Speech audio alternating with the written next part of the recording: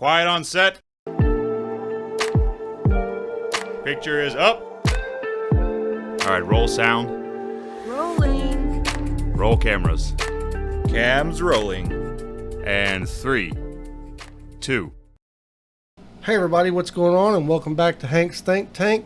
Got a great show for you today. It's election day, and I'll be glad to get this stuff over with. I want to get back to doing some regular shows and getting some of this political stuff behind me. Mark Hogan's on the left. Howdy, everybody.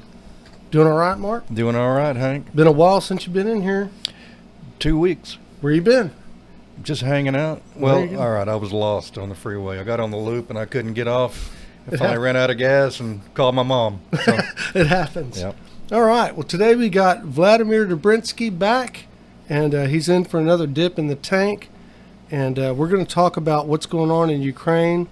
I think we're going to bring up old Vladimir Putin again and find out where he's at. But more importantly, what we're going to talk about is the humanitarian effort. And the effort to help these people. There are 10 million displaced Ukrainians as of yesterday. I don't know how many are today. But we got to do something as a nation. It's up to us. This is the kind of thing that Americans do anyway. So get involved, reach in your pocket, pull out a quarter, nickel, dime, or $1,000. Doesn't matter to me, but we do got to get it done. And good afternoon, Vlad. It's good to have you Good back, afternoon. man. You're looking well. Thank you. I know you've been traveling a lot. Yeah, I got a haircut, so that's what makes me looking good. Is that what it is? I guess I got to get me one then. So what's going on in Ukraine these days? Been watching the news. I know that things are getting bad. Well, when I was here last time, we talked about the actual invasion. I think it was like 2 weeks after it was invaded. Yeah, it was actually 17 days after. Yeah. And now we are 72 days after. Yeah, it's going on the third month. Well, it's tough. I mean, I'm having a pulse on Ukrainian events every day. You know, I have friends who are fighting there. I have friends who are musicians who turned fighters. I have family there, especially from my wife's side. They're still in the basement in Luhansk, hiding from the rockets. A lot of humanitarian corridors were created, and especially when the UN had went to Kiev. And as of yesterday, they finally created a humanitarian corridor in Mariupol, in Azovstal, and it's 500 people. It's basically women, elderly, and kids. They left Azovstal. Well, I was going to ask about the corridors. I know they keep opening here and closing there, and there actually have been reports of them being attacked by the Russians. What happens is this. Like, for example, in Mariupol, right? So Mariupol for Putin and company is very important because it's a special city that closes the Azov Sea from Ukraine, right? Right. So and they need to have this for the 9th of May, their Victory Day. Right. So it's very symbolic. Tomorrow, actually, yeah. It's on Monday. Monday. That's what I said. Monday, actually. Yeah. Yeah. So what happened? The city is sieged, but so basically it's all occupied. Right, it's surrounded. Yeah. All of that, except the Azovstal. And Azovstal, that's the biggest steel plant in Europe. It's huge. It's about 30 kilometers big. Right. So it's not a small, as people think it's a small plant. It's actually big. Right. And a lot of people went there because the Azovstal was built with a bomb shelter in it. So they went into the bomb shelter automatically. That's what I've heard. They're all underground. Yeah. Right. But the Russian army is all around. So finally, when they agreed to do the humanitarian corridor, so you basically you come out from Azovstal and you see the Russian soldiers. That's all you see. And the situation is this: let's say they agreed on 100 people. All right, 100 people that's about 7 buses, right? And the evacuation route sort of goes like this. So the Russians take the 7 buses, take the civilians into this neutral territory, and then they transfer to new buses, the Ukrainian buses, and they go to Zaporizhia. And Zaporizhia, that's basically Ukrainian territory. And what happens, they get the civilians into the buses, into Russian buses. They put the Russian flag on it. The Russian news media come in and they film it right away and say, "Oh, look at these civilians! They go into Russia." Then they take this off, right? Then going from Mariupol to Zaporizhzhia is about 3 hours. So they go. What the Russians do, they basically they go on loops around Mariupol for 24, 29 hours to exhaust the civilians. And tell them, so what? Now you're ready to go to Russia or what? If they say, "Oh, just take us anywhere," so they'll take them to Russia. They beat them down first, so they'll agree to anything. What? Not yet. They say no. Okay, then you go to what's called filtration camps. The Russians created this filtration camp. It's not actually a camp. It's basically another bus or a building, whatever they have there. And they take one by one. At the filtration camp, basically, they go and they ask you questions. Who are you? What do you think of Ukraine and Russia? Do you support Putin? Do you support Ukraine? They take your phone. They make sure this, if they see a message that, like, say, you say bad things about Putin, they'll take you out and maybe shoot you right away. If they don't, because majority people, they just delete everything, obviously, for obvious Smart, reasons. yeah. But the target is basically men, not women. For women, they sometimes, if they see that the woman is pretty, they do something to her. And there were some cases that the women were let out really quickly because she wasn't talkative or she wasn't pretty enough for them, for those soldiers. So that's the filtration camp. And a lot of men get killed at the filtration camp, and then the rest are put back in the bus. And then they do the 29 hours again. And they land them at the Ukrainian territory. And in order to get to Ukrainian territory, it's about 12 or 13 checkpoints. And the checkpoints, they still kind of sort of do filtration camp. They're basically saying, who are you, where are you going, and to make sure that they sniff the information that maybe you are going to be fighting the Russians. Right. And after that, the final checkpoint, and that's a Ukrainian checkpoint, they ask for documents, and then they ask where they're from, because so there's a lot of humanitarian corridors. It's from Kherson also and all that stuff. So if they say from Mariupol, so it's a special line because everybody knows they're in trouble, they're hungry and all that. So they go there to Zaporizhzhia and they're being taken care of. And a majority of the volunteers are based in Zaporizhzhia. The volunteers are basically, it's Ukrainian citizens. And they gather the food, the blankets, the clothes, the shelter, all that stuff. So that's kind of like the final destination for now. For now. And then after Zaporizhzhia, so there are a lot of volunteers within Ukraine that can go to Western Ukraine. The main hub is Lviv, which is the western part of Ukraine, but it's overwhelmed. So there's nowhere to go. So there's a lot of people who go to different parts and see how it's about 10 million people, as you mentioned, 10 million people displaced refugees within the country and 4.5 million outside of the country. So it's 14.5 altogether. Wow.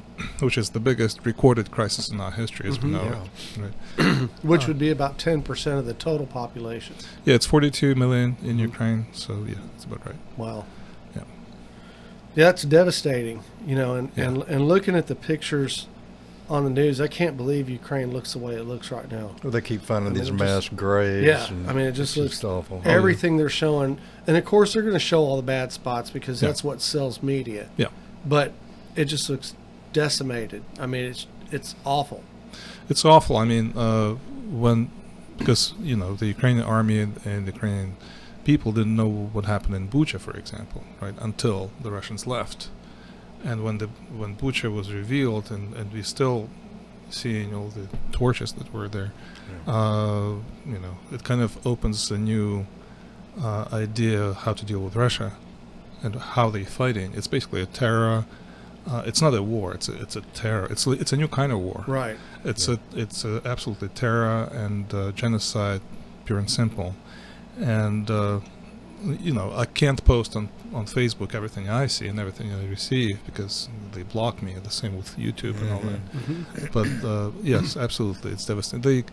They cut heads off of people, just civilians, because they say, "Well, you're Ukrainian?" Yes, I'm Ukrainian.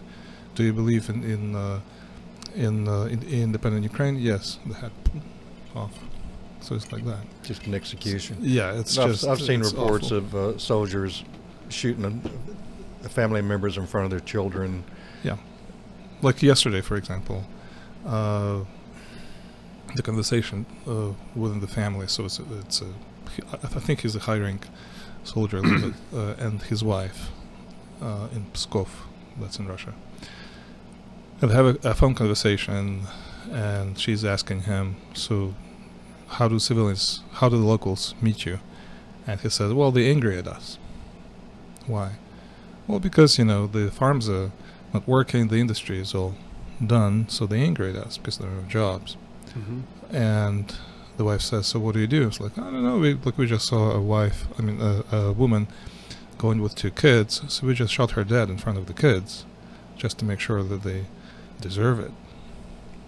Right, so that's the idea how Russians fight. And that's not about they hate Ukrainians so much. It's the propaganda for 20 years, not just 20 years, that put in their head that it's okay to do so. Right. Right. Any Ukrainian is the enemy. It's like a new Holocaust for them. Yeah. Right. It's like it's only the Nazis accept the Jews, and now it's Russians against the Ukrainians. And the reason is it's pretty much the same, because they want to make sure that the Ukrainian ethnicity will identify as a Ukrainian nation, right? So they don't want to have that happen because it's part of Russia. That's what they say. Right. And they want those stories to get back to the West. Well, right now, as of yesterday, the vice speaker of Duma is the Russian government, Mm-hmm. he gave an interview to the La Repubblica, that's a newspaper in Italy, and he said that the special military operation will stop when Russia Russia decides so on their own, despite all the European help and despite the how do they call it, the nervousness of Boris Johnson and Maggie. So he basically is, and he's the government. Mm-hmm. It's the Duma. It's not just Putin, right? It's a body of government, and he's saying that they will go until they reach Poland border, and then they'll see. That's their rhetoric. Mm-hmm. Do you think Putin has gained more support within his own government, or do you think there's still a separation there? I think now, it was like that in the beginning, Mm-hmm. but I think now he's losing a little bit of his loyals in the within the government and within the KGB Mm-hmm. surroundings, because he's a KGB, so that's why it's Right. important to mention. Well, when this first started, after February 24th, first Yeah. week or two, I was hearing reports of some actual protests in Russia. I don't hear anything about that anymore, so I'm That's guessing not all going those on people have been anymore. Yeah. eliminated. Well, first of all, there's a law enacted by the government, by Duma, that if you speak against the war, even say there is a war, Mm-hmm. you'll be jailed to 15 years of hard labor camp. Right. You can use Z, I think, is what they're going by now, right? No, you can use Z, but you can't do anything to the Z. So basically, the Z is their Z and V also. So there are two. Right. Letter Yeah, they're Z and selling V. hats, T-shirts, the whole ball. Right. of wax. Right, and they're very proud of it. And obviously Right. for the 9th of May, they want to make sure that they show their power and all that stuff. So you have to realize that the Russians basically been put into their heads that the West wants to destroy Russia. That's what they repeat over and over and over. Right. And Ukraine, for some reason, was the Western puppet to attack Russia. Just think of that, right? Mm-hmm. Where Ukraine didn't have an army even. So, but that's the rhetoric that Russians believe, and that's. But what they that was put into- probably due to the Ukrainian request of NATO, because didn't Ukraine request to become a part of NATO, and they were starting to go through that Ukraine process. wanted to be part of NATO since independence, which is 91. Right. Yeah, Right. and it takes a long It time. takes a long time, but NATO kind of looked at it and okay, fine. The first thing that George Bush Sr. did, he asked Ukraine to disarm Ukraine. When in 1994, Ukraine gave up the nuclear power Right, I remember to that. Russia. not to the U.S. It's better be given to the U.S., but for Sure. some reason give it to Russia. That was an agreement. That An didn't agreement mean a was- damn thing, right? Well, it was for the security reasons, Mhm. and the security was the guarantors of security was Russia, UK, the States, right? So obviously it didn't work because the paper that Russia signs means nothing. It means nothing. So and since '94, Ukraine was kind of looking at the security because it didn't have army, didn't have the nuclear arsenal, and you had to realize it was the third largest nuclear arsenal in the world. Right. Yeah, it was Right. huge at one point. It was the third one. Mm-hmm. Right. America is number one, Russia's number two, and Ukraine is number three. So, and imagine all that arsenal was given away for security exchange. And obviously NATO was part of the goal. And then in 2008, Ukraine was this close to joining NATO, but Merkel and Sarkozy were against it, and they blocked it, even though all the NATO countries kind of said yes. So they blocked it because Germany, as we see, Germany and Russia are very close. Yeah. Right. So, and since then, that's a mistake of NATO, obviously, of 2008, that they didn't do this. And since 2008, as you know, Putin came back to power again because he gave it away to Medvedev, Mm-hmm. right? And then all of a sudden he came back, Mm-hmm. right? And in 2014, when Ukraine had this what's called revolution, but it's not a revolution, it's basically a change of power. It was a pro-Russian guy, and Ukraine voted for the Ukrainian guy. And in the constitution, it was said that the direction of Ukrainian foreign policy is NATO. So it's written in the constitution. Mm-hmm. So that means that sooner or later, Ukraine will be Right. in NATO. Moving toward that goal. Right. And Right. but the thing is, look, Russia has NATO countries around it. Right. It's not just Ukraine. It has a lot of NATO countries. Mm-hmm. It's not about the NATO. It's the rhetoric that Putin repeats. It's about NATO. He wants to scare people in Russia that NATO is going to attack. NATO doesn't attack anybody. Right. Right. It's a defensive It's coalition. a defensive coalition, and it was established to defend the West against the Russia, basically. That was Mhm. the sole purpose. Right. Right. So the propaganda of Putin and KGB twisted it again, 180 degrees as usual. Mhm. So what they've done, they say, well, it's NATO, it's the aggressive system. It's not. Right. So the Russians believe NATO is aggressive. Where are the facts? None. But they believe the TV. Right, because So- that's what they've been told. Right. For generations. Yeah. Sure. Exactly right. And there's no other information there but that. Exactly. So yeah, I mean, Control the they- information, you Right. control the people and what they think. hearts and minds. Yeah. So Ukraine in NATO is not a threat to Russia by any means. Right. Zero means. Just the same as Norway and NATO, and it's right there by St. Petersburg. So what? Mm-hmm. I've got a friend in Lithuania, and I've asked him, I said, hey, because he's got family in Lithuania, I said, are you a little worried about what's going on? And he's completely fine and not worried because they're in NATO. That means nothing. Yeah. Means nothing. As you see from this side, look, it's 3 months of genocide, and right in the center of Europe. Mm-hmm. It's not somewhere that we can't find it on the Right. map. You know, it's right in the center of Europe, in a democratic country. Yes, there is corruption, but there was more corruption in Russia than any country in the world, as you can imagine. Mm-hmm. Right? But it's a democratic country. 73% voted for the president. Popular vote. That's a huge success, Mm-hmm. right? And it's not the federal country, right? It's a unitarian country. So Right. it's right there. And you know, I was there since 2014 and 2016. I was permanently based there, and you know, I've seen it, and I was born there, so I know the progress. I see it. It's kind of obvious for me. Mm-hmm. Western values. Yeah. Exactly right. So, I mean, the guy who got into power, you know, he's the entertainer. Mm-hmm. Zelensky. Yeah, Zelensky. Mhm. He's an entertainer. He's not a politician by any means. So he can be pressured, and every success that he had was his success, because he just writes popular comic things, you know. Mhm. Right. That's all it is. That's why he's popular. He's turned into a great leader, though. He was You know? when he was elected in 2019. I couldn't believe it because I thought he was not qualified. Mm-hmm. But when the war started, I think it's a God blessed that he's a president. Nobody has so more courage from the leaders that I've known so far.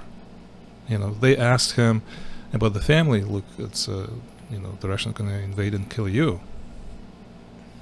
He's like, well, that's my country. I'm with my country. Right. So he didn't leave. I think the first thing that got everybody's attention in the whole world was he didn't hop on a plane and haul ass with as much money as he could carry. And he doesn't hide in a bunker or anything like that. Right. He's right there in the center of Kyiv. Everybody knows where he is at. So obviously it's surrounded by soldiers, but the thing is he's there. And he goes to the people, he goes to the hospitals, he goes to the army, he meets the people. The government works, and all this, it's a disaster what's happening there. Right? But the government works, the pensions are paid. Can you believe it?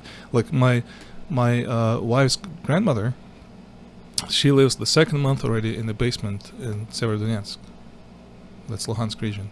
Mm-hmm. In the basement. It's 30 people there and a couple of kids. And banks are destroyed. Everything's destroyed. Right. And she checks on the telephone and her pensions are coming in and coming in and coming in. There's nowhere to spend it. There's you nowhere can't to run spend. down to the store. Nothing you can do. So the only way is done through volunteers and humanitarian aid. And the mayor of Severodonetsk, he's trying to make sure that the corridor for humanitarian aid is there, which is medicine, food, some blankets because it was cold. Now it's getting warmer, and the water is there. Yeah. So that's important.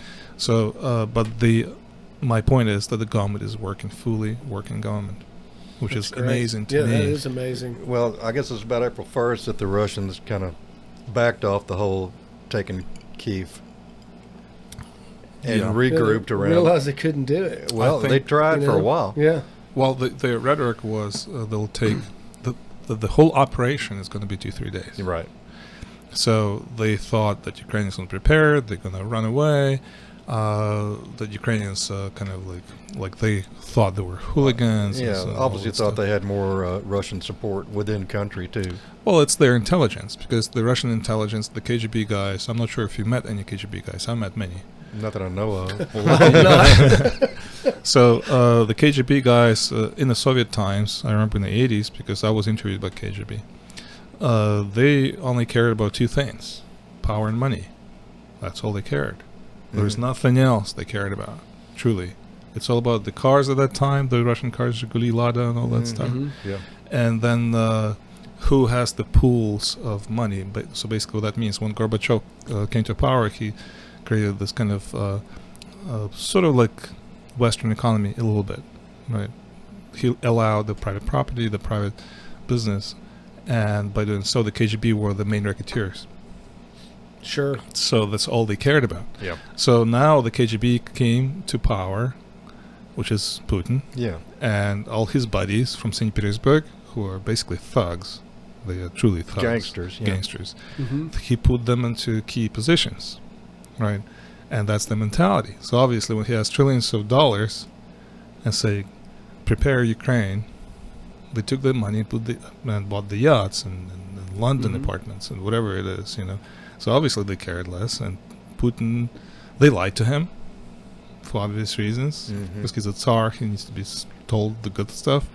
So, and of course it failed, because that's not what Ukraine is all about. However, I'm surprised that Putin still thought that propaganda that he was doing in Ukraine, and I remember this in 2014 when I came there to do the academy. I saw the news, and there was a talk show in Ukraine, and there was a priest from Russia comes on the talk show, an Orthodox priest. Obviously, he's a KGB operative, but he comes in, and there was a talk show, and they asked him, so what do you think? So what do you think now that Yanukovych fled and all those new government is now in place? He said, well, from our perspective, you don't need to have a government. Why do you need to have government? You have to have police, you have to have army. That's a lot of expenses. Let Russia take care of that. I remember that rhetoric. Mm-hmm. Wow. And I was brand new from Los Angeles at that time. Like, oh my God, people allow this to be on TV? That's just like, he's asking for invasion, Yeah. you know? And nobody in Ukraine thought it was dangerous because they're so used to that rhetoric. That's another point. When people now seeing on YouTube the government of Russia and the Russians are so angry and aggressive, and the question is, did just this become recently? Well, it's not. The difference now is just being translated. I'm actually one of the guys who do a lot of subtitles to the videos, Mm-hmm. because I realized with my wife that the West doesn't understand what's going on, what they're saying. Right? The Russian propaganda tells one thing here, hiring Americans Mm-hmm. for Russia Today, for example, right? And they speak some nice things, Mhm. you know? And then for Russia, they prepare the public to kill the Americans, right? Mm-hmm. So, and I realized that there was a miscommunication. So basically, it's a disinformation here and propaganda there, Right. and they control it. They the puppeteers, and we realized, oh my God, okay, we need to make sure that we'll translate everything they say into English, and we were doing this, and now people are, oh my God, they're saying these things. Yes, they are, Right. and they were saying this not just for 2 years or 4 years. They were saying this since 1917, when the Bolsheviks came to power. Yeah. Right. Nothing changed since then. In fact, Lenin was saying, if you see somebody from the West, pour hot oil onto them. Right? That's Lenin's words. It's nothing changed. Right. And that's why it's so easy for the generations in Russia, from the old to young, Yeah. Well, to accept that together. Putin quotes Lenin to this day. He Yeah. quotes Lenin, but at the same time, he said that Lenin made a lot of mistakes. And I think Putin's vision and mission, I think, is to correct those mistakes. What the mistakes were, and he mentioned those mistakes, for example. He said that Ukraine was not the right ethnicity to put together there. Poland was not the right way to be cut off. Mm-hmm. Things like that. He's very concentrated on ethnicities, Mm-hmm. like Hitler was. Right. Hitler Yeah. was the same. Very way. much in ethnicities. We've heard it all About the before. bloodline, about the ethnicities. Mhm. It's very important to him. It's very much like a Hitler. We've heard it all before. Right. So, I mean, Ukraine is not just one ethnicity.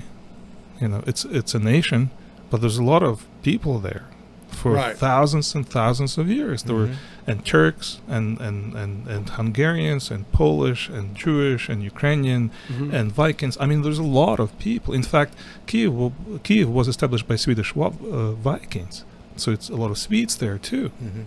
So it's not just a Ukrainian blood, Right. like Putin. So that suggests. explains the whole theory behind denazification then. Right. I mean, he twisted this around. You know, if you read about the World War II, you know, admire Churchill, and Winston Churchill said that the Mhm. future fascists are going to be called anti-fascists, right? And he was so right Right. about it. Yeah. Because the reason why you can't be fascist again, you had to put anti-fascist in order to do the Right. same thing. Well, even Patton wanted to continue on and fight Russia, and I believe that's why he was taken out. Probably. Mm-hmm. But the thing is, for Russia, when I was there in 2013, and I was invited by these people who are very intelligent in Moscow, and they wanted to talk to me about my academy, the music academy, Mm-hmm. and I was there in their dacha outside of Moscow, and they're very wealthy people. And in Moscow, there was a lot of wealth. Right. And I was there for dinner, and we talking. They invited other people who were in charge of, let's say, like building roads, you know. So you understand the caliber of those people. Mm-hmm. And then, so we speaking, everything's fine. They talk about music. They don't know much about music, but they're interested in it. And there was a program that they told me that Putin said that they want to kind of revamp the music education in Russia, and they were looking for some. So they came to me. Right, I had no idea what was going on there. That was my first time in Russia ever, and And I'm like, okay, let's talk. I'm not sure what's going on. The long story short, basically, we didn't do it. But during that process, let's say a TV is on, and they're watching the news. They always watch the news. Mm-hmm. The Russian TV is always on. Mhm. It's never, they don't look on the internet. It's TV. Yeah. And there was a program about news, something. And first thing I've noticed, that's 2013. Obama was the president here. And it was May something, so it was obviously about the Hitler and the war. Mm-hmm. And Obama was probably in Europe, and he was saying that the Americans with their allies won the war, and the Hitler got defeated, and the Nazi Germany was defeated. And then translate in Russian, and they say, "Oh, look, he said America won the war, and Russia had nothing to do with it." You know, they don't understand English, right? Mm-hmm. But they translate that way. Yeah. And these guys said, "Oh, look at these you are Americans. You see how they think of themselves." I'm Right. like, no, he didn't say that. Right. He didn't say that. But that was no You accident. translated it, Yeah. and they don't believe Right. me. Right. The next point, it's at the same dinner. It's at the same time. Sitting, talking, and then they all watch TV. They can't just talk. They watch TV. Yeah. And on the TV, there's a sort of like a military trade show, right? It's the first time I saw it like publicly opened, military trade show on the main channel 1, Russia 1, and they're showing the Kalashnikovs, and some African countries come there. Oh, this Kalashnikov is wonderful, da da da, and these guys say, "See, that's why Russia is always be the power of the world," and they're so proud of that. So it's a heavily militarized mentality Mm-hmm. where they prepare to fight all the time. Right. And again, it's the result of the Bolsheviks' Right. ideology. So even when they're invading a sovereign country who's not aggressive to them whatsoever, they still feel they're defending themselves. Right, because Sure, yeah. because it's the West. Let's say Yeah. let's say that Ukrainians play blues, like I'm a blues guy. Oh, that's influence of the West. In my academy, so we had some calls, and they say, "Oh, so you came from America, so Obama's paying you money," because Obama was at that time. Mm-hmm. Obama is paying you money to make sure that you bring this Western jazz and blues go away to America. So that's the mentality. Yeah. Right. So, and all that mentality is heavily rooted since the Bolsheviks. And you have to realize that before the Bolsheviks, Russia was Western country, basically. Yep. Mm-hmm. You know, before the Napoleon, they all spoke French. It was the proper way to do. The upper class spoke French. When Napoleon invaded, they stopped speaking French, right, because of Napoleon aggression. But they defeated Napoleon. So they feel very strong about that the Western civilization sort of want to invade Russia. Right. The Bolsheviks' idea, the whole idea was kill the Tsar, their Tsar, kill the bourgeois class, eliminate. Mm-hmm. For those who don't know, the bourgeois is basically capitalists, what we have now. Right. So kill the capitalism, make sure you impose the world revolution. The world revolution for Bolsheviks means that so there's one party, it's called Communist Party. They basically a vertical party, so there is a leader, let's say Lenin, Stalin, whatever it is, and everybody else is the same, and that's it. No private property, no religion, basically no innovation, Mhm. whatever, and they say what needs to be done, right? So that's the Bolsheviks' idea, and it carried out all the way to Russia. And when Soviet Union collapsed, and Yeltsin was the president of Russia, he kind of let it be a free market, in a sense, right? Obviously, it was corrupt, racketeered, and all that stuff, and KGB taking money Right. and all. But the direction was obviously bumpy, but the direction was good. When Putin came to power, and obviously in Russia, it's not just like everybody can be president, right? It has to be prepared by the KGB. So they thought this is the right guy. And the first thing he did, Putin, is took all the heavy industries away from the private sector. That means oil, gas, fishing, gold, steel, all that. Yeah. Food, I would imagine. All of that stuff. Mm-hmm. And then he gave it to his buddies, Mm-hmm. who became oligarchs. Mm-hmm. So if somebody Russian tells me there is no corruption in Russia, they're delusional. So that's how Russia functions. And the whole money that got into Russia was in Moscow, St. Petersburg, maybe some other near countries, but not in Siberia, not anywhere else, right? So, and even now, if you look at the Russian army, it's very badly equipped. Right? They have the same tanks from 60s. They have obviously they have some new stuff, especially in the Navy, but not in tanks and soldiers. You know, they have all the 60s and 70s Soviet produced things. Right. So money means went into the pockets, into corruption. It went to Putin, his buddies, the yachts, and you name it. And probably because they considered the fact that they probably would never be attacked on their own soil. Their stance, I think, was the more they be aggressively talking about the nuclear power that they have, Mm-hmm. the less West will be reacting to Russia. Yeah. Right. And I think that's what their main goal is. And they've got those results too. They've cowed everybody down. Yeah. So the West say, "Oh, well, we're not But going it's to do rhetoric. anything." I mean, that's all it is. It's just rhetoric. Right. I think I really don't think that, you know, It's- because they have as much to lose as we do. more. You know, yeah, more. But their rhetoric about the nuclear attack, for example, recently Boris Johnson said that I will not ask NATO for permission, and if Ukraine gets attacked by a nuclear power or chemical, Mm-hmm. Boris Johnson and the UK will act on their own. That's what he said. Mm-hmm. It's basically it's the same as England did with Poland. Mm-hmm. Right. Identical.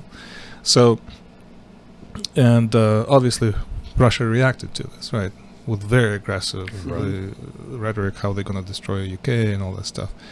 But the bottom line is the Russian mentality works on the map. The Western mentality works what we do, right? Mm-hmm. There, it's on the map. It's very kind of imperialistic. Mm-hmm. That's how it started, and that's how it is. And they look at the map, and they see Russia from the Baltic Sea to all the way Vladivostok and Alaska. Mm-hmm. And they say, oh, look how big this country is. Right? Mm-hmm. And they say, well, even if there's going to be a nuclear war, it's not going to be nuclear warheads to destroy the territory. That's They're how looking they at the see it. space. Right, the space. They don't think it's about humans. It's about the territory. Right. And I think in their mentality, not just I think, I'm pretty sure, their mentality works on not on humanitarian level, but on this imperialistic land level. That's why they, as you see in the war, they're very cruel to humans. To themselves too, trust me. They kill their own soldiers too. For not going to Ukraine to war. Right. Right, so it's a very cruel society because they think, well, you can't kill Russia because we have this land. Land is not Russia, land is land. Yeah. Right? So the nation is the people, number one, but they don't cherish the human life, right? They don't value it as a nation. Mm-hmm. It's an interesting perspective, Yes, really. it is. It's very different. You know? Yeah. Yeah. I don't think I've ever heard anything like that Mhm. before. Ask a Russian and they'll say, oh yeah, the Russia is so huge, so you cannot do anything to it. Mm-hmm. It's about the land. So the way they think is we're so big and imperialistic, nothing you can do about it. So their argument is going to be, well, how Russia is going to act, because everywhere around Russia there are rockets onto Russia, which is not true, but that's what they say. Mm-hmm. Even from the fact that it's so huge, it's impossible to put rockets around it, Mm-hmm. right? In fact, I think the best way to defeat Russia is to bankrupt its army, because it's so big. Mm-hmm. And It's already hurting anyway. it's from what I hurting. can I mean, they still have money until August and September. Yeah, I'd like to talk a little bit about sanctions and if you think they've been effective or not. Because, I mean, it's been going on 3 months now. Well, I I would have think- thought the sanctions would have made a larger impact by now. We haven't really heard much. I think, as I said it before, nobody was prepared for war Mm-hmm. in the West. The only people who were preparing for the war were Ukrainians and Russians. Mm-hmm. The Russians, obviously, and Ukrainians saw it and, okay, we have to do something.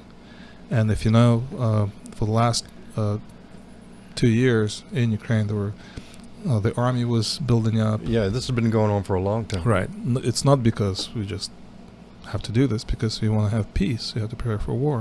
Mm-hmm. So, and even the Neptune rockets that killed the ship, right? Mm-hmm.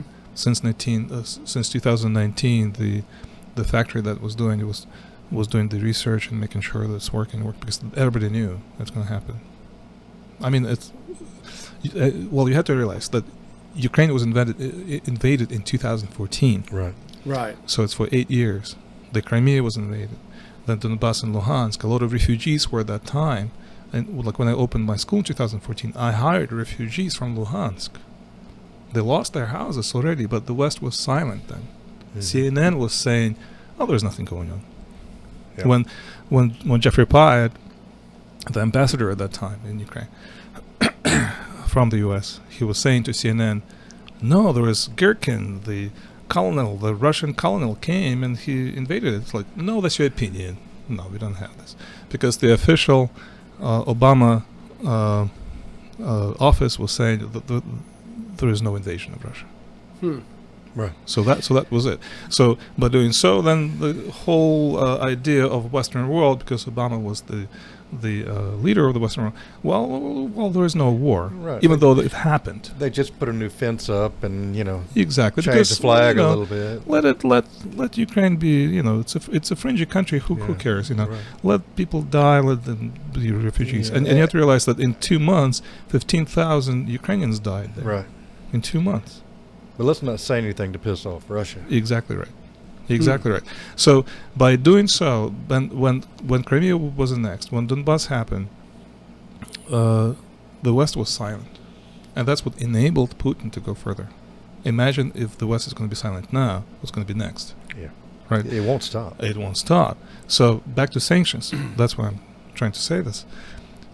There were no sanctions at that time. There were a little bit of sanctions in case this oligarchs, that oligarch. But so what?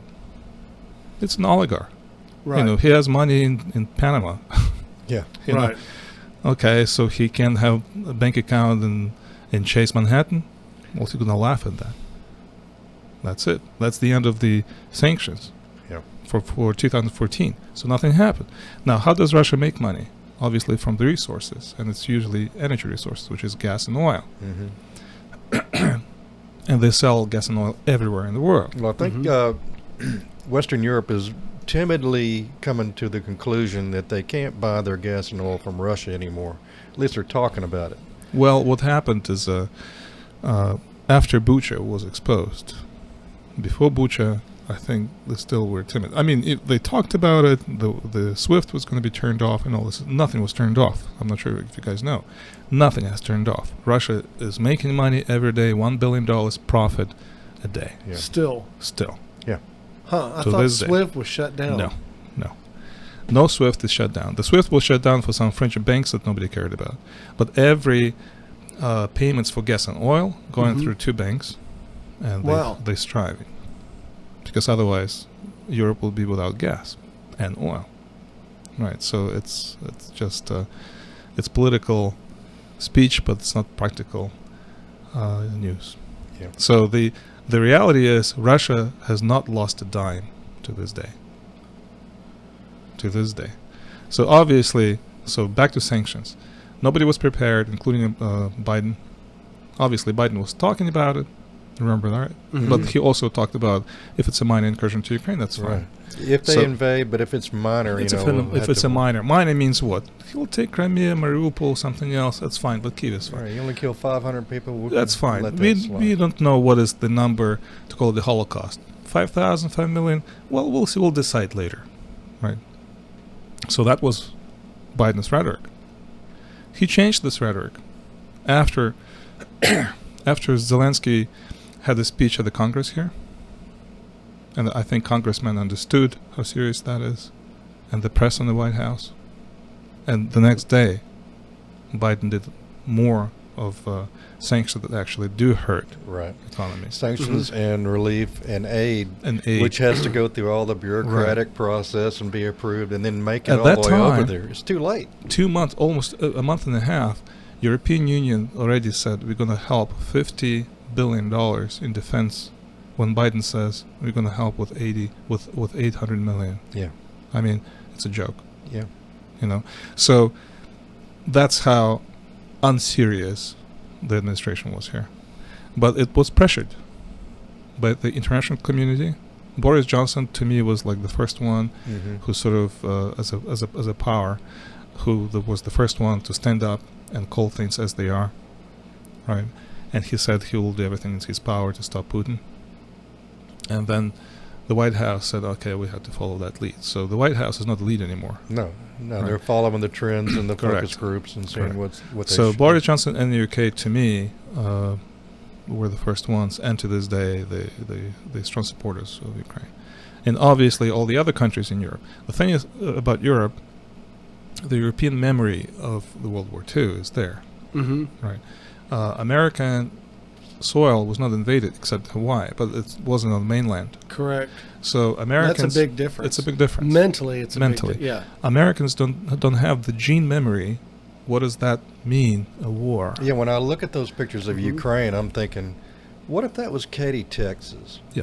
You know, no, actually, I do Yeah. though. My parents were both from Holland, Hmm. and they were in Holland during the German occupation Hmm.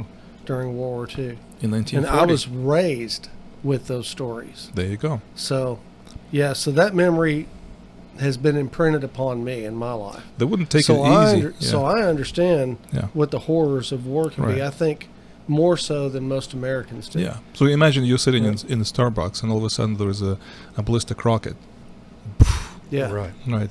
Destroys. Your house is destroyed. What do? You run. Where? What to do? Mm-hmm.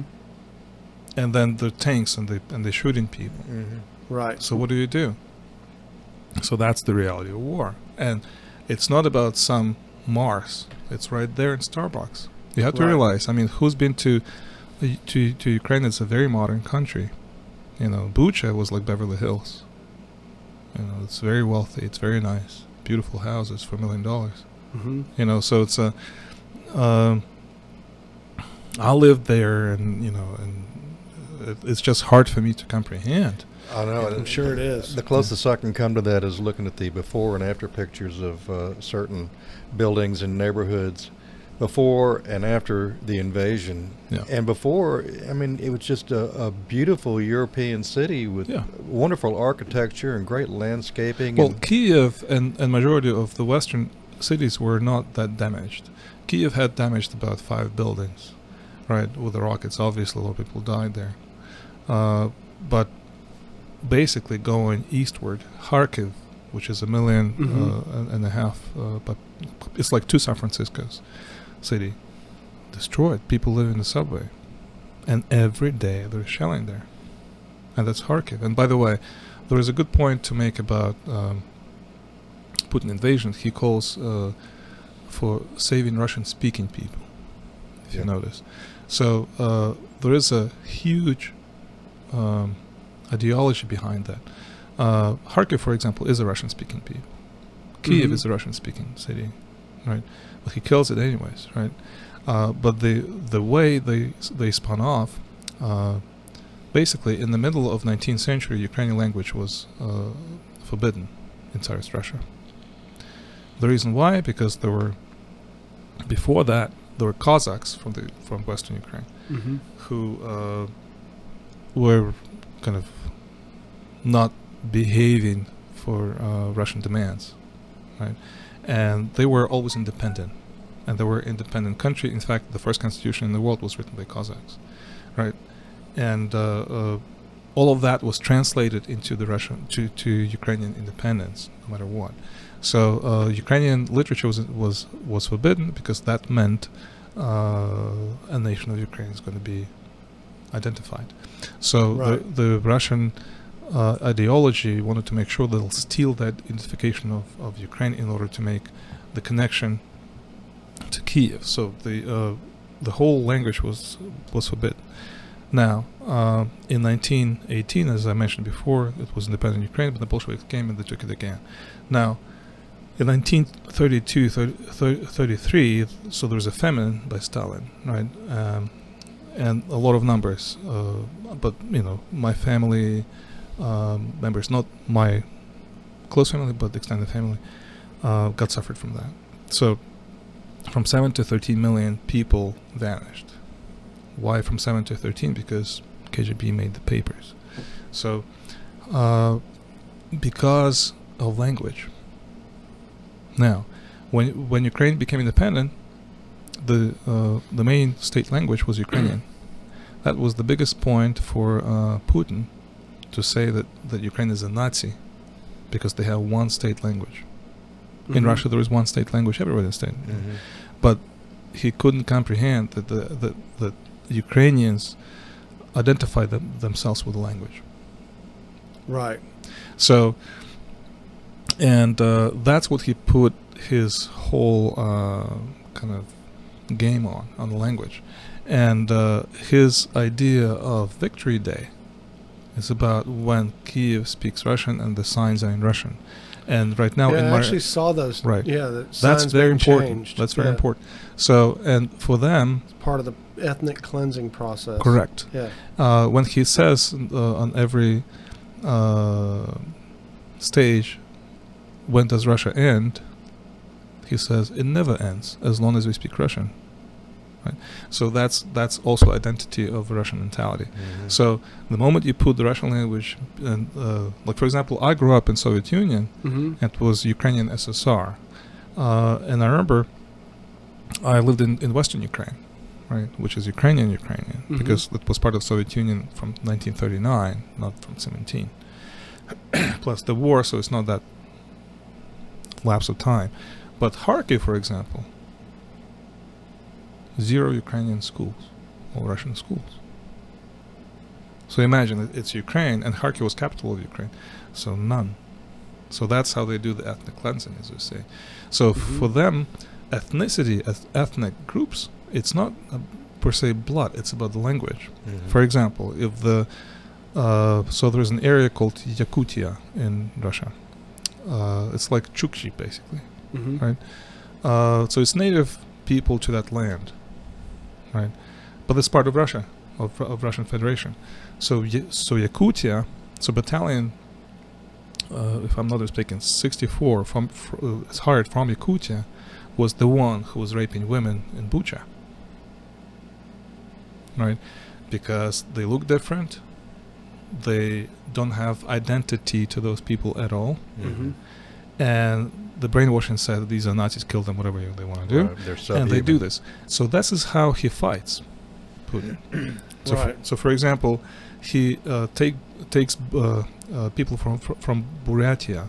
Buryatia, that's near Ural Mountains, and there's also kind of like Mongolian-looking people. I'm not gonna say the Mongolians are bad-looking people. I'm not gonna offend anyone. But I mean, as far as the ethnicity. So then, by doing so, he understands that those people will go there, and they will not feel sorry for those people too. Chechnya, the same thing. He gets the Chechens, and say, well, go and kill those people. So basically, that's how he manipulates with ethnicities. In order to do the cleansing, as you said. Very reminiscent of World War II. Yeah. Yeah, same thing. Yeah. I read where he's recruiting Syrians to come in and augment his. Yeah, there are forces. 300 Syrians recruited by Russian soldiers. Not much. Right.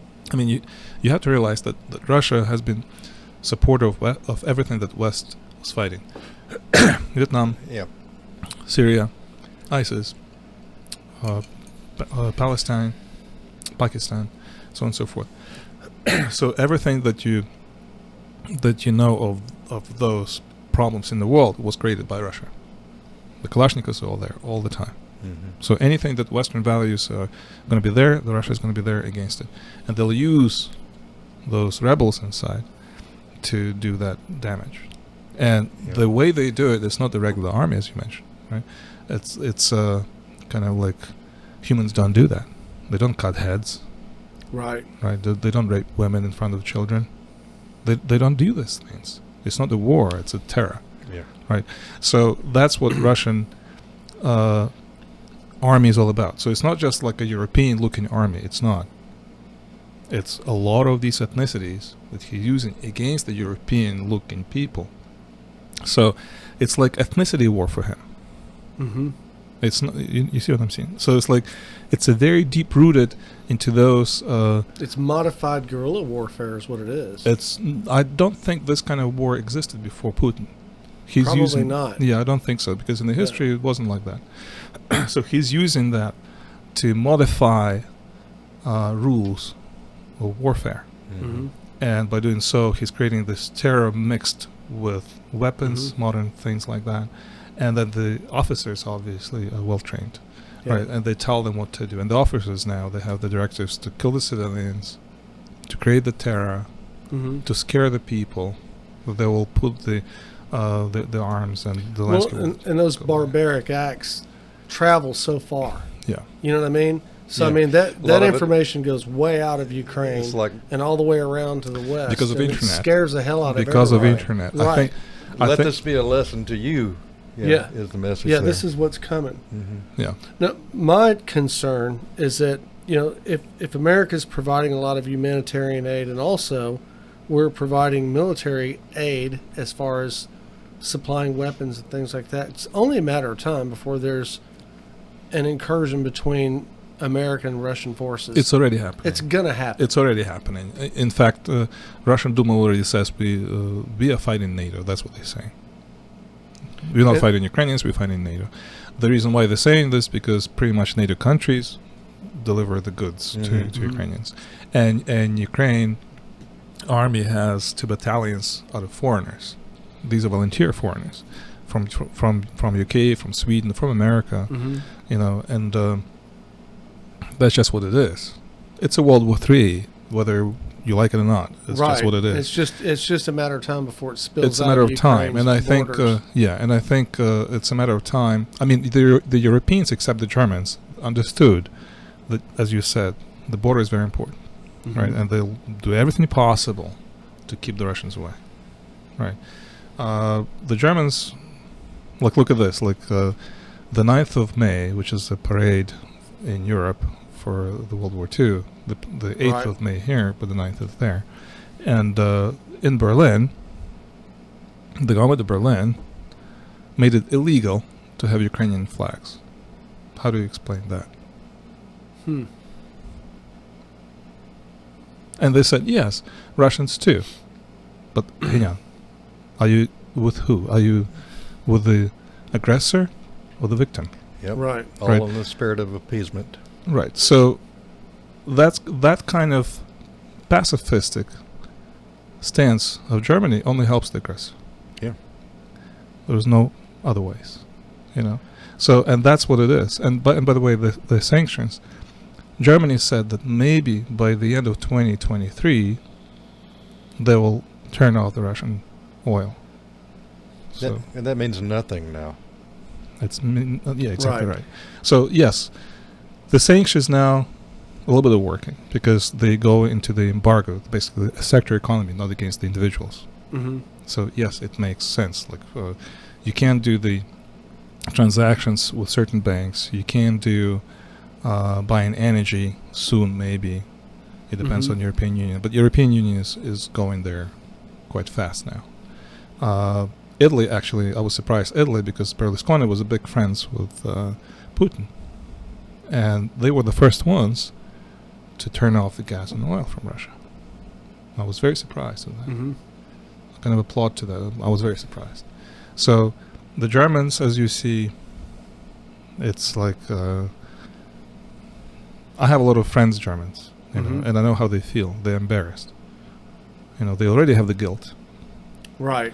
And they're embarrassed what's going on now. So how do you navigate with that?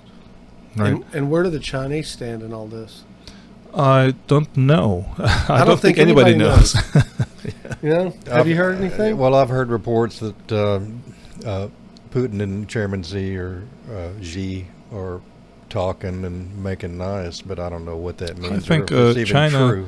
I think China's watching, trying to determine what They've the been West is always gonna watching. do. I think they want to be the benefactor on any side, on any China's case. looking out for China naturally. Right. Right. And that's very smart of them, because it's not their war as they see it. But we shall see. I mean, they have the Taiwan problem, Mm-hmm. the Hong Kong problem. Mhm. So maybe they'll. I don't know. I think they have their own problems. That's what I think. So they and they rely on the American economy. Mhm. So they don't want to have sanctions from America either. So, and I think China is basically, even though it doesn't support Putin in the invasion officially, Mhm. but it's standing away from the conflict. But I think overall, Russia is trying to make friends, what they call it now, friendly countries, unfriendly countries to Russia. That's how they call it. And Hungary is a big supporter of Russia in Europe. And that's a big problem for Europeans. Sure. And in fact, now the Europeans saying that they will stop supporting Hungarian economy because of that. That can start a problem within European Union. You see how this is Mhm. just growing legs. Right, right. Yeah, that's what's happening. Yeah. You know, What? This is a scary question that deserves a reasonable answer from a guy who knows. What is the end result, the end game? Are they going to make a deal, you think, with this guy to give him a big chunk of Ukraine, and we'll say, okay, well, this is all over? I know it doesn't ever go away as long as Russia is in. As long as Russia has KGB, it will never go away. Right. I think the end game is going to be peace eventually, but Russia will not stop. I know that for sure, especially in Eastern Europe. You know, I think that. Then how do you get to peace? Eliminate Putin, or at least The eliminate only his way- ability to I don't play? I don't think anybody will kill Putin. I really don't. I think it's make believe. Mhm. I think the way it's going to be is Russia is going to stop having money, Okay. and that's going to happen only when Germany will do the embargo. So we talking years, like 2 years maybe. Right. So I think Can Ukraine hold out for 2 Yeah, years? definitely. I mean, yeah. I mean, Russia Okay. is now saying that they're going to do Man. the mobilization. It's about 500,000 people, 500,000 soldier. The entire amount of active troops in Russia is 850,000. So it's a big one. It's almost like America. Right. But it's a big territory. They took all the troops from the NATO countries, by the way, Mhm. to Ukraine. So even though now they're afraid of Finland and Sweden going into NATO, so we'll see.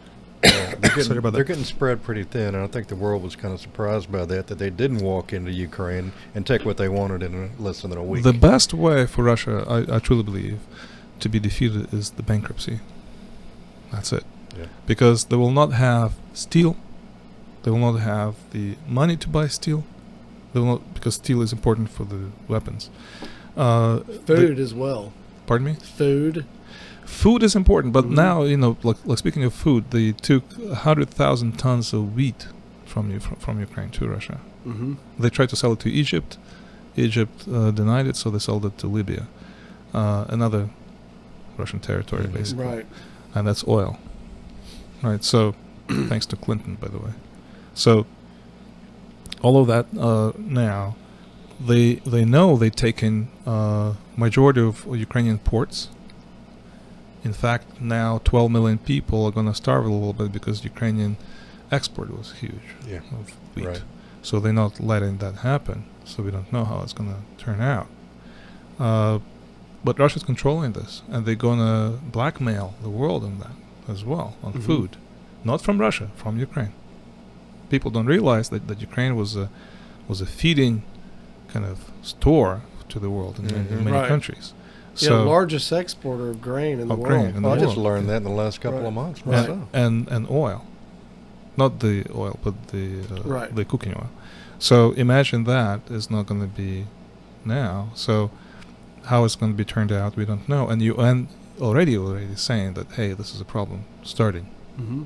Right. So that's how important that Ukraine has the ports opened for trade. That's very important.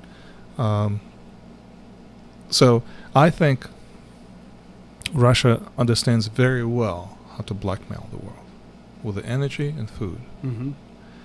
They will take the food from Ukraine, control it, and the energy from Russia, right?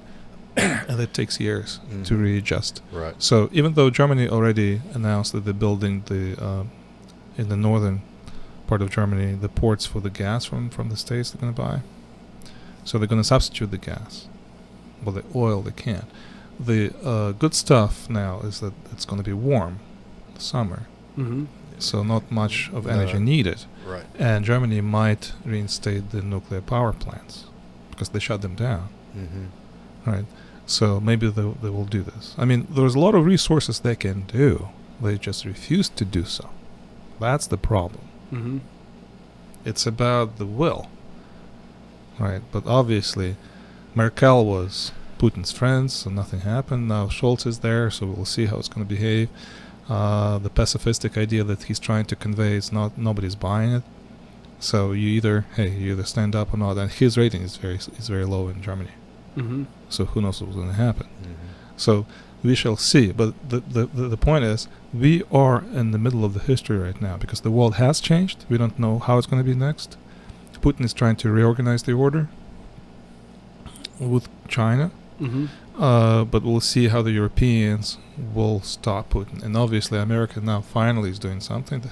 They send in some heavy weaponry. Obviously Ukrainians losing because they don't have the Navy. Mm-hmm. That's the problem, right? And those rockets go everywhere and they attack civilians, creating terror and terror and terror and terror. And speaking about the humanitarian aid, we don't know how many going to be more refugees. Because in Mariupol we don't know. In Kharkiv we don't know. In Kherson we don't know. Now it's going to be Dnipro that's already being under rockets. Odessa's being under rockets. Now in Pridnestrovia in Moldova might be another front because the Russians are trying to make sure that Moldova is also part of Russia. Mm-hmm. And Moldova said it wants to be part of NATO now. So, and you understand how it's going to unfold. And Russians do not seek now for a quick win. They seek out, it's going to be a war for years. That's fine. We Russian, we're strong. We have a big country as the land. Right. They were in Afghanistan for 20 years, I believe, right? 10 years in Afghanistan? 10 years? 10 years in Afghanistan, they had 11,000 soldiers died. Now it's almost 30,000 Russian soldiers died in Ukraine. Mm-hmm. And it's going to be more. So, and if they do the mobilization, which they might, because they need soldiers. Mm-hmm. The contract's already not working, right? So they need regular army. And the regular army is going to be, I think, after the 9th of May. That's what Putin does. He waits for the date, like the 24th. Right. The 23rd of February was the Russian Army Day. Mm-hmm. So the 24th he announced. So it could be the 9th, the Victory Day, and the 10th is going to be a mobilized army. So we don't know, and I think it's going to be. I think the more Ukraine fights, the more he wants to fight. Sure. Yeah, that makes sense. Yeah. And he has the power so far.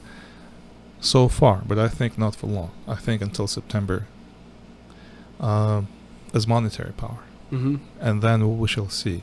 However, the West, I think, the leaders of the West who have the ability to respond have realized the bluff on nuclear war from Putin. I think so. Yeah, I think so too. Because I've been saying this since day one, Mm-hmm. because I know that his rhetoric. I've been there. I understand what they do. It's a boogeyman. They're trying to do this all the time. Right. In fact, we don't know, do those rockets still work? You know, it's Russia after all. It's corruption huge. I doubt that all these officers went there and did the maintenance. You know, I seriously doubt it. They bought yachts and lived in Italy. Right. So who knows? So are most of the refugees that are leaving still going into Poland? No. No, Poland is overwhelmed already. I thought by now. Yeah. So basically, we have 4.5 million outside of Ukraine and a little bit more than 10 million inside. Both are hurting the same way. In fact, those who are outside hurting more Mm-hmm. for different reasons: language, job, you name it. Right. And we help several families go to the States through Mexican border. Okay. But in order to do this, you have to fly from Europe because Ukrainian airports don't work. So you go from Poland, let's say, you fly into Mexico City. From Mexico City, you fly to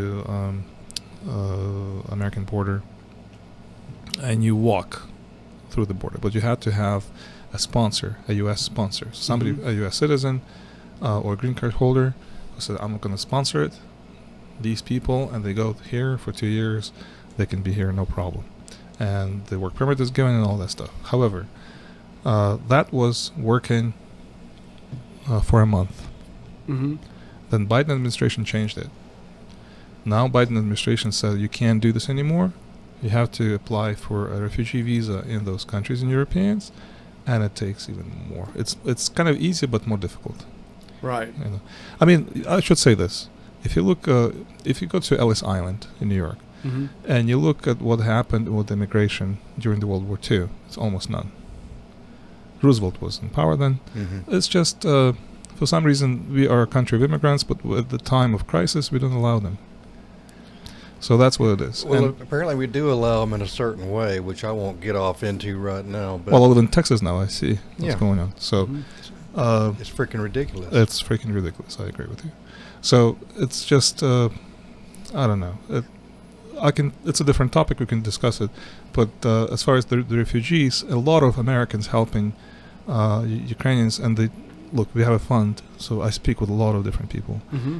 And a lot of Americans' families are willing to accept the refugees, but nobody can get in. Yeah. So that's the difference. I have a friend who's a son of Ella Fitzgerald Okay. and Ray Brown Jr.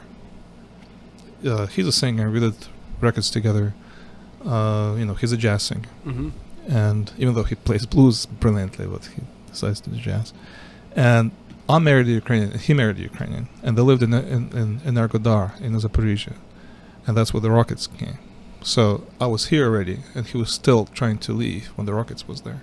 So he and his wife Natalia, they finally managed to go through the border in Ukraine and went to Budapest. So, and he's been in Budapest for a month and a half now. He's American. Mm-hmm. They married for, 10 years. And he went to the embassy to get her refugee visa. He can't. He's stuck in Budapest with her. Hmm. And he is trying to get the gigs in Budapest and in Poland and going to the jazz clubs and making sure that, the ends meet. So, and he's American. So imagine now you're Ukrainian. What Right. do you do? Really Right. behind the eight ball. My uncle, he has 7 children. He's a big daddy. He's older than me in 20 years. And his wife, Yelena, they lived all their life in Western Ukraine, in Ivano-Frankivsk, which is a safe part of Ukraine. It's beautiful, European, and all that. And then they lived on the penthouse on the last floor of the building, and they saw 2 ballistic rockets hit right near them at the airport, and their windows got blown up and all this. And they have the oldest they have is 24 years old, and the youngest is 4. So she couldn't speak for 3 days. She didn't know what was going on. And these are not in Mariupol. These are in Ivano-Frankivsk. So they decided we have to run. They didn't know what to do. Mm-hmm. Because you don't know what to expect. I mean, Odessa was bombed yesterday, Right. So they took the car, a big car, all the kids there. They went to Poland. They stayed at the border for 48 hours. Finally went there. He's a well-to-do guy. He was a professor at the Oil and Gas Institute. His father was deputy minister of Ukrainian SSR in energy. So these are not kind of simple people. So they ran to Poland, and they couldn't find rent because the rents are over the roof. Oh, I'm The sure. demand is huge. The demand, no kidding. So they finally somehow found through friends that there are some rents in Croatia, so they went to Croatia, and now they're sitting in Croatia. Now he has money. Now imagine if you don't.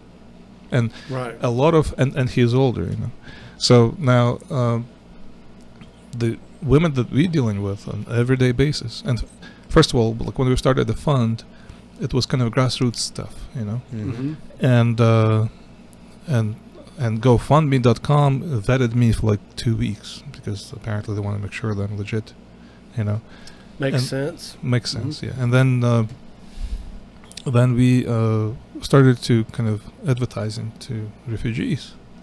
Now they're telling each other, so we have overwhelming amount, Mm-hmm. Mm-hmm. and they all expect something from me, right? So, Yeah. and I'm just a little guy. Now the big NGOs, like so, let's say Red Cross, Mm-hmm. that's a big one. I think it's the biggest in the world, right? So, this is a story. Let's say, so there's one woman. She's in her early 30s. She has 2 kids. They live in Katowice, which is Poland, in a hostel in one room with 6 other women and also children. There is nowhere to go, nothing to do. They applied for Red Cross months ago. Mm-hmm. Nothing happened. Yeah. Red Cross is overwhelmed too. Overwhelmed. So they don't know what to do. They ask me for help. Of course. Well, how else? Mm-hmm. They need food. They need diapers. They need some. I don't know. It's some kind of future. You know, they have no idea. Some kind of hope. Some kind of help.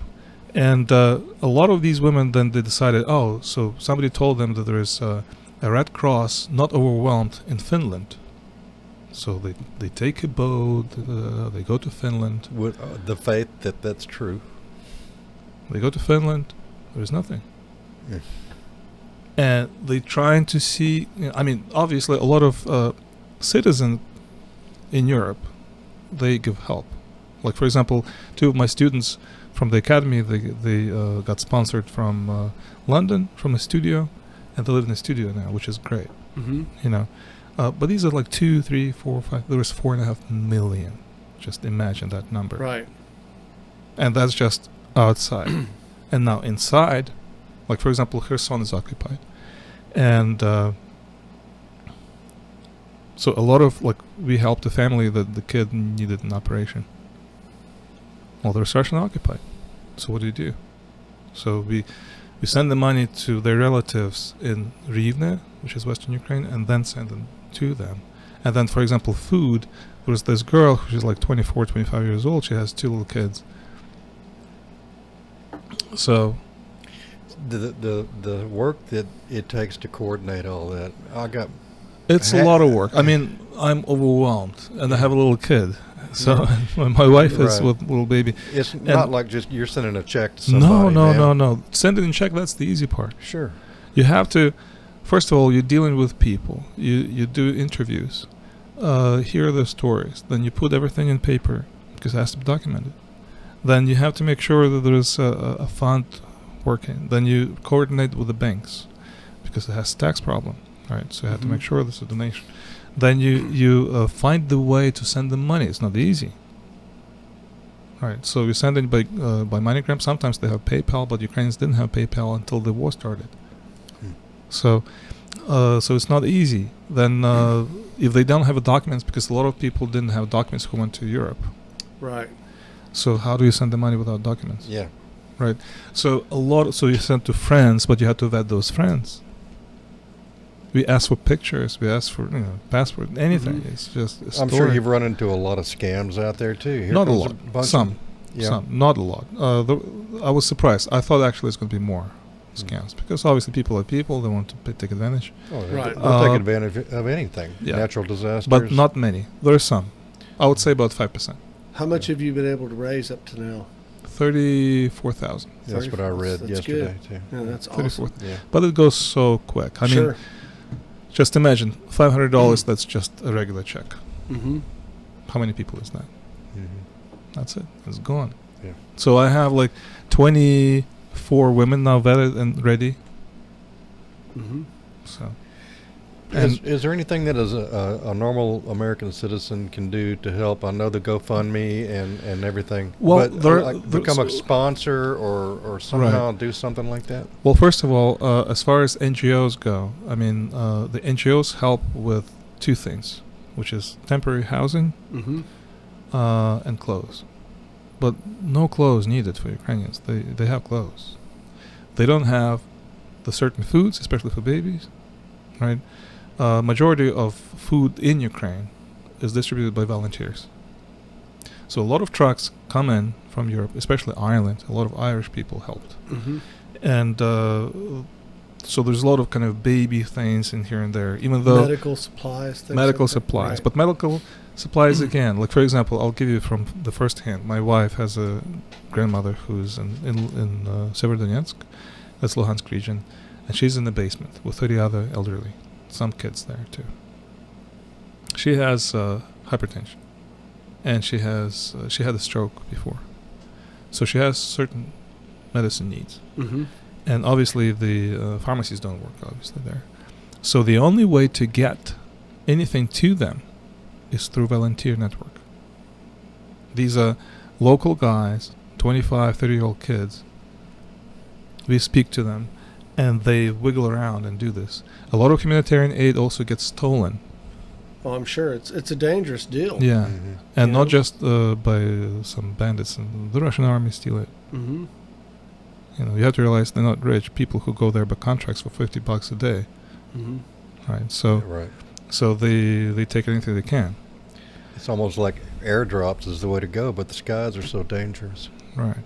So it's a tough. I mean, it's a war. You have to realize it's a war. Obviously, there's a lot of difficulties, but the best thing for Americans to do is just to find the right method to help certain people. You don't have to help everybody, just certain people, and that's good enough. I mean, if you think about it, 14 million. If 14 million people give $10, that's help. Yeah, it doesn't have to be a big chunk that's going to hurt you. It's going to help. So it's just one country. Imagine a lot of countries. The Europeans had this law, for example, in Poland and in UK right now too. If a family will take one refugee in the house, right? So it's about $120 the government gives monthly stipend. In UK it's more a little bit, right? But in UK you need to have a visa, so they sponsor a visa, so it's much more difficult to get in UK. But however, it's fast process. It's like several days and you're done, not like America for years. Right? Yeah.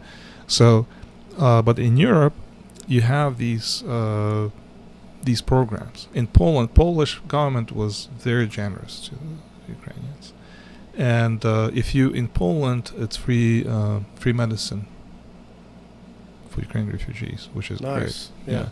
So, but you can't find living, so that's a problem. Yeah.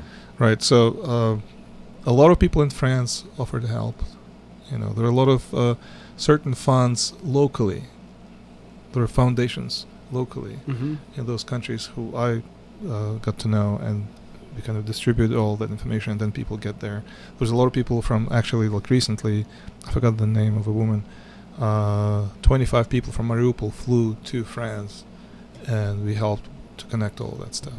So, and they're safe and sound there. And there's food there, there's everything else. As far as the refugee status, like such as getting a job or anything like that, it's going to take a while. But the problem is language again. You're in France all of a sudden. Sure. So, Spanish Portugal was very generous as well, which is not a rich country, you know, but they're very generous. So it's not about being rich. It's about being human and kind of holding your hand. It's like, hey, what can I do? You know. So there is more you can do. Obviously, I understand that it's more difficult in America. Like majority of our donations come not from the States. It's Australia, Singapore, Malaysia, Europe, Ireland. A lot of that. From the States, not that many. I would say from the States, maybe 15%, which is kind of surprising. I'm really surprised. Yeah. I think it's because two things. Americans don't feel the war. That's number one. Number two, they don't know how it works. What does it mean helping? Like, what is the NGO? Or, well, I know Red Cross. I kind of heard about this one day, something like that. So otherwise, a lot of don't believe that's going on there because of propaganda machine. You know, and America's a free speech, so a lot of propaganda comes here. You know, it's good and bad, right? And however, people need to talk. They need to. That's why more debate is always better than no debate. Of course, the debate is progress. That's how we get things done, right? So, but people have to be vocal about it, even about our fund. Talk about people. Say it. Like, that's why we went to Los Angeles, not because I want to see Los Angeles. I lived there for 20 years. I've seen it all. You know, it's just. In fact, I don't like Los Angeles. I saw that little show you did. It looked like it was probably in a hotel courtyard. It's beautiful. It's my friend's. Done. He is a famous movie director, and he was gracious enough to host the event, and we did it online. So we raised money there. Then we distributed that video. Then we did another one. Then Mir Homik did the violinist. Another one in Orange County. So we try anywhere we're trying to raise money and give it to the families. That's important. I mean, I cannot imagine. I just can't imagine from my family and all this going through this. Right. I just can't imagine. If that doesn't break your heart, you don't have a heart, man. Yeah, I'd say exactly the same thing. I think it's a civilized thing to do.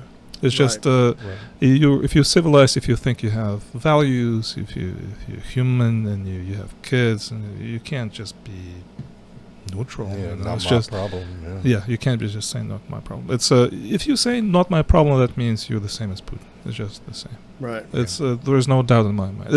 The thing is, it's like, if you remember the World War II, a lot of countries, including England, except Winston Churchill was the only guy, they wanted to make a deal with Hitler. Yeah. You know, all of them wanted to make a deal. In fact, a lot of countries even admired him. Right? Yeah, Neville Chamberlain came back a hero with a piece of paper. Exactly right. So later they found themselves being fascists, right? But at the time when it was developing, it's only 3 months, 2.5 months in Ukraine. You know, you have to realize that Poland was invaded in 1939, September. Holland was in November of 40, and nobody still fought the Nazis for the entire year. Even though the England announced war, but they never fought.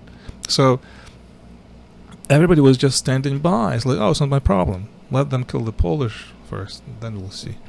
Right? So it's not the case anymore. And it's much faster. It's exponentially much faster reaction now because of internet. And we see the atrocities. Right. At that time, you didn't see what Nazis were doing. Right. Well, you kind of heard, but maybe it's not true. Maybe it's fake. Right. Yeah. Until they liberated instantaneous news now.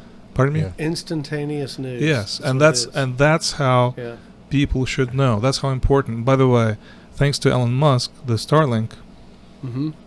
Thanks to Starlink, that ship was bombed by Neptune, because the Russians realized very well that the Neptunes, they have the GPS, right, and the GPS goes through towers, obviously, and all that. So the moment that's a locator, is what that is. Right, but if you have a satellite, and they only want password to that satellite, so you can't control it, and that's how Musk actually, thanks to Musk, the war kind of shifted. Yeah. So that guy was a big blow. Yeah. Yeah. That guy. You're talking about the flagship. The flagship. Moskva. Moskva. Yeah. And not only that, but it's provided a lot of humanitarian aid too, because without PayPal, absolutely, without the internet, absolutely, right. Absolutely. All of that's internet now is more. It's like a power right now, you know, and you have to use it. It's a weapon. Yeah. Actually, it's a weapon. You're either connected or you're not. You know? Yeah, that's it. So thanks to Musk, you know, Ukrainians are better off. Okay. So how can people get to your GoFundMe site? Please send a link for the video, but it has a number. That's the only way to give. Right. But it's basically Vlad and Elena Debryansky Fund, and we help the Ukrainian refugees. That's what they call the refugees that we targeting, because we can't target everybody. Right. So we target women with kids up to 14 years old. Okay. So any of those, and majority about 80%. It's about 28, 30-year-old women with about 2-3-year-old kids. These are majority that I've seen so far. Okay. And they're the ones who ask me for help, even though they're very shy. Sure. Because you have to realize they And didn't. proud, I'm sure. You know, And very nobody proud. wants to ask for help. A lot of emails, You know. I posted the emails on Facebook, but they're in Ukrainian, so it had to translate, and a lot of Mhm. people don't speak Ukrainian. So, and they kind of shy. They say, "Well, I heard of this. I'm not sure if it's true, if it's possible, but I'm really have nothing, now, and please help whatever you can." Right, and then I have to do the vetting. Right. Regardless, so we have certain questions. We ask for pictures, for passports. We know all that. The documentation that we ask for, the story, what happened, So it takes about maybe 3 days to vet a human being, Mhm. and then you realize, then you talk, and okay, we're good. And then we put in a list, and we have a line. And that line, then we have to figure out what methods we do this. Mm-hmm. And it's different logistics for everybody, I would think. Absolutely. Yeah. Like for example, in Ukraine you have 2 passports. One what's called ID passport, but it's a passport. It's called a passport, Mm-hmm. and one is for travel. So a lot of them obviously don't have for travel. They have the ID, and it's in Ukrainian. So how do I send money written here in Ukrainian? Mm-hmm. You can't. So we had to find out the ways, and we found out many ways now. But before that, it was super challenging. Oh, I'm sure. And how do you do this? How do the bank recognizes who this is? It's written in a different language. I don't understand. So it was a little bit of challenge of that, but we found the way. And then we also have the volunteer network who I trust in Ukraine. And if there's a problem like that, like somebody didn't have a passport, for example, they burned. They were running around. They forgot it. Burned in Mhm. the apartment. And obviously, to get a new passport, it's going to take a while. Then a new city. I mean, it's a challenge. So we have a network. They go there. They vet them. They speak to them. Like recently, we had a woman. Not recently, about 5 days ago, we had a woman from Kherson, which is occupied. She asked for money for food. Now, for food, we kind of always skeptical about it. Like, what do you mean Mhm. for food? There's plenty of food in Ukraine. I know that. So, and then we found out that the area where she lives is heavily Russian, right? Mhm. And she's very vocal against the Russian. And her husband she doesn't know, maybe killed, maybe not killed. She doesn't Mhm. know. He hasn't been home. So she is there with her child, and she can't leave. She just can't. She lives in the apartment. She can't leave. So we had the volunteer network go in there, get the food. It's actually through the Protestant network we have Mhm. there. They got the food. They got into her apartment, and she was fine. So it's just these kind of situations. It's not monetary situation, but it's kind Right. of these kind of things. So, but we working as much as possible, and then also we place people with hosts. A lot of hosts contact us and say, "This is what we have. So we're looking for this, and that." So then we post, because I have 2 Facebook. One, my music page, which I turned into fund basically now, and then another page for the Ukrainian volunteers. And that's where I speak Ukrainian, describing all that stuff, and they contact me. So Facebook has been a tool Sure. for this communication, and then and that's how we place several refugees in different countries in Europe and in the U.S., but only through Mexican border, which is now. By the way, there are hundreds of Ukrainians now sleeping in the Mexican border in Tijuana. They can't cross because of this new law. So what do they have to do? And a lot of them put last money into the ticket because it's very expensive, Sure. and they don't need a visa to go to Mexico Mm-hmm. on Ukrainian passport. So they stuck there now. So what do you do? A lot of them with kids, and I mean, it's hundreds of them. Terrible. Yeah. Just terrible. Yeah. Well, Vlad, I appreciate you coming back in. Thank you for having me. Yeah, Thank it's an honor to have you here. Thank you. And I really, really, really like the things that you're doing for your countrymen. I Thank think you. it's a good, noble cause. Thank you. And I Yeah. know you'll be doing it for a good long time. And we're going to help you out. So we're going to Thank go you. ahead and post that link in this video. And I'm even probably going to do another show in the next couple of days, Please. just as a plea to try to get people to help. Because here's the thing: if you can't put in $5 or $10, then you got problems yourself. I Yeah, agree. folks. You need to work on those. For the price You for the price of a Starbucks latte, you can Yeah. help. You can help somebody so much. Like I said before, if your heart doesn't break on this, and I don't care where you fall politically, these are human beings. Please help if you can. A little bit counts. A lot is good, but a little bit, every so often. I know me and Hank have both done what we can so far, but that will continue, and we have people like Vlad here to thank for that. Yeah, absolutely. And the thing is it could have been us. It didn't have to be Ukraine. Yeah. You know, this kind of thing can happen anywhere in the world, especially with Amen. the geopolitical situation the way that it is. So we need to give forward because you never know where it's going to happen next. Well, Vlad, I appreciate you coming in. Thank you And for having me. we'll stay in touch, and maybe we'll Absolutely. have you back again in the next couple months or so, and Sounds provide good. another update. Thank you. And let's help some people, and let's see if we can make this thing better. And for Mark Hogan, I'm Hank Vatt, and looks like we're out.